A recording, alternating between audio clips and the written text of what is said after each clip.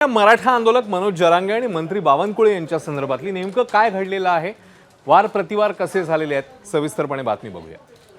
तर मराठा आंदोलक मनोज जरांगेंनी मंत्री बावनकुळेंची तुलना बाहुबली चित्रपटातल्या कालकेयशी केल्यानं नवा वाद निर्माण झालाय।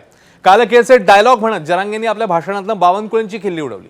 आपल्या व्यंगावर बोलून जर आनंद मिळत असेल तर त्यांनी तो आनंद व्यक्त करावा अशा शब्दात बावनकुळेंनी मग चोख प्रत्युत्तर दिलं। पश्चिम महाराष्ट्र दौऱ्यातली जरांगेंची शेवटची सभा तांदुळवाडीत पार पडली आहे। दरम्यान मुख्यमंत्र्यांच्या वर्षा निवासस्थानासोबतच मुंबईतल्या अनेक गोष्टी पाहायच्या राहिल्या आहेत असं वक्तव्य करत जरांगेंनी वर्षावर आंदोलनाचा अप्रत्यक्ष इशाराच दिलाय। तर मुख्यमंत्र्यांच्या बंगल्यावर मोठी पाण्याची टाकी आहे, गरज पडल्यास तिथे बसून आंदोलन करू असा इशाराही जरांगेंनी दिलाय।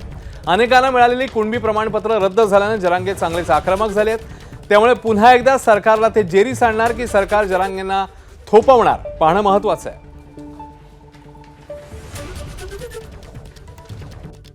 अरे बाप, मराठ्यांचा वाटोळ करतो प्राणी।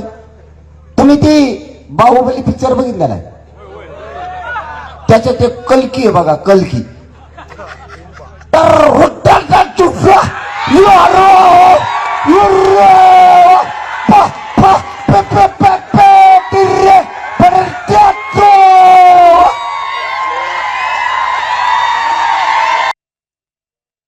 माझ्याबद्दलचं व्यंग करून, मला वाईट बोलून, माझ्याबद्दलच्या शरीरावर चेहऱ्यावर टीका करून जर त्यांना आनंद मिळतो आहे, त्यांना असं वाटतं आहे की समाजाला याच्यातून न्याय मिळणार आहे, नक्कीच त्यांनी माझी टिंगलटवाडी करावी।